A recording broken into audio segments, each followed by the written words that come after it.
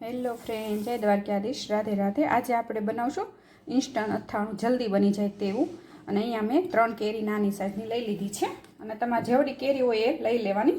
અને ઉપરથી આપણે આવી રીતે ભાગ કાઢી લેશું, ઉપરની ચાલ આવી રીતે કાઢી લેશું। અને આ અથાણું જલ્દી બની જાય છે અને 10-15 દિવસ સુધી તમે ફ્રીજમાં પણ સારું રહે છે અને 2-3 દિવસ સુધી બહાર સારું રહે છે અને ટેસ્ટ રીતે પણ આનો એકદમ સરસ આવશે। આવી રીતે આપણે બધી કેરીને ઉપરનો ભાગ કાઢી લેશું અને અહીંયા મેં 3 કેરીને ઉપરની સાલ કાઢી લીધી છે। હવે આપણે આને ઝીણી ઝીણી કટકી કરી નાખશું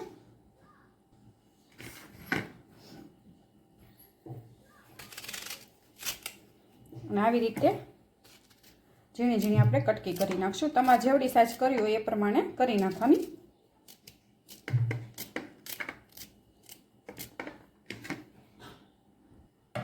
અને અહીંયા કેરીની કટકી મેં કરી નાખી છે અને હવે તેમાં થોડુંક આપણે હળદર ઉમેરી દેશું અને સ્વાદ પ્રમાણે આપણે મીઠું ઉમેરી દેશું અને મિક્સ કરી લેશું અને 10 થી 5 મિનિટ સુધી આપણે હળદર અને મીઠામાં બોળી રાખશું આવી રીતે।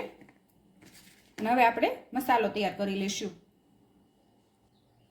અને અહીંયા વાટકીમાં આપણે 2 ચમચી જેટલા, તમારે જેટલી કેરી હોય એ પ્રમાણે કુરિયા લેવાના। અહીંયા મેં મેથીના કુરિયા 3 ચમચી જેટલા લીધા છે આવી રીતે।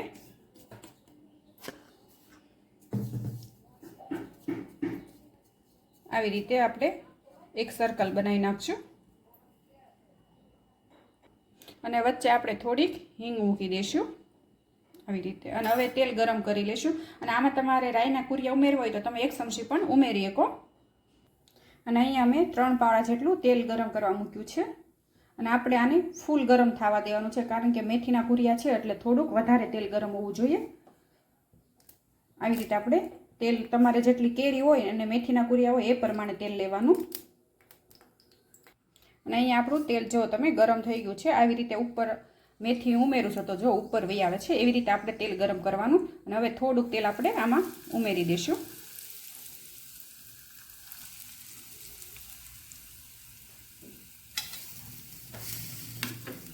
અને આવી રીતે મિક્સ કરી લેશું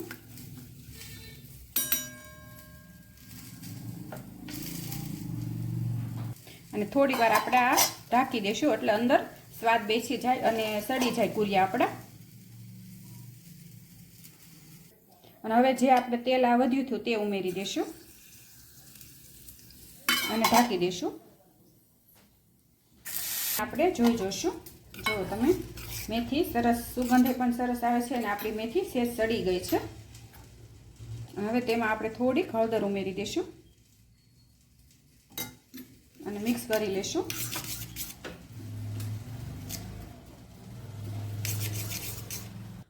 અને અહીંયા એક મેં સાદો રૂમાલ લઈને અને જે આપણે આ હળદર અને મીઠામાં બોળી હતી ને કેરી તે આપણે આમાં થોડીક વાર સૂકવી લેશું અને આવી રીતે પાણી ઉપરથી હોય જે તે એ સૂહી લે રૂમાલ। અને તમારે આવી રીતે મીઠા હળદરમાં ન બોળી હોય તો તમે સીધી સુધારીને પણ કરી શકો, પણ આવી રીતે એકવાર કરજો, બહુ સરસ સ્વાદ આવશે। આવી રીતે આપણે જુઓ તમે કેરી આપણી કોરી થઈ ગઈ છે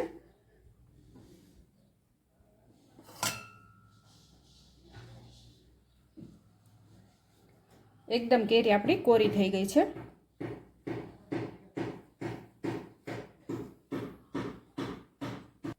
અને થોડીક આપણે વરિયાળી ઉમેરશું સ્વાદ પ્રમાણે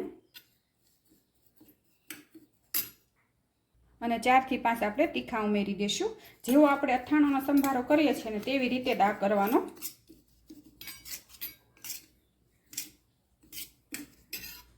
અને હવે આપણે કાશ્મીરી મરચું ઉમેરી દઈશું, તમે જેટલું તીખું ખાતા હોય એ પ્રમાણે ઉમેરી દેવાનું। અહીંયા મેં 1.5 ચમચી જેટલું મરચું ઉમેર્યું છે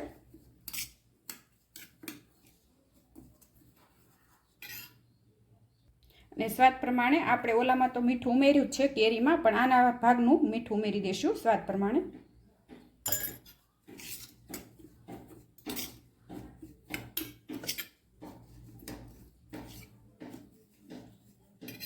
અને અને અહીંયા મને હજી મરચાંની જરૂર લાગે છે તો 1 ચમચી હું ઉમેરી રહી છું. અને આપણો સંભાર તૈયાર છે. અને અહીંયા મેં દેશી ગોળ લીધો છે તે 1 ચમચી ઉમેરશું. અને તમારે ગળ્યું ન ખાવાનું, ખાટું અથાણું બનાવવું હોય તો તમે ગોળ સ્કીપ કરી શકો.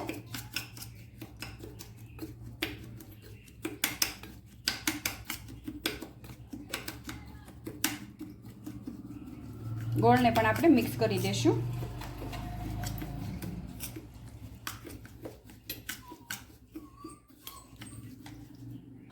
અને હવે આ સંભારો આપણો ઠરી ગયો છે તે હવે આમાં કેરીમાં ઉમેરી દઈશું.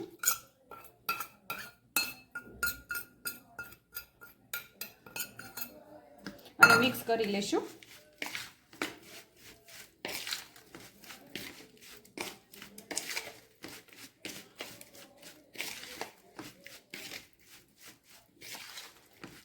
અને અહીંયા તમારે ડૂબ તેલ રાખવું હોય તો તમે ગરમ કરીને ઠરી જાય પછી તેલ ઉમેરી દેવાનું.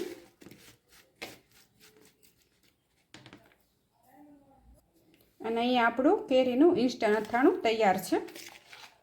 જુઓ તમે. અને ભાખરી સાથે, પરોઠા સાથે પણ આ અથાણું સરસ લાગે. અને 10-15 દિવસ સુધી આ ફ્રીજમાં મૂકી રાખવાનું એટલે બગડતું નથી. અને અહીંયા મારું ઇન્સ્ટન્ટ અથાણું કેરીનું તૈયાર છે. તમે જોઈ શકો છો સરસ બન્યું છે. તમે પણ એકવાર આવી રીતે બનાવજો અને બહુ સરસ બનશે. અને મારી આ રેસીપી તમને ગમી હોય તો લાઈક કરજો, શેર કરજો અને સબસ્ક્રાઈબ કરજો.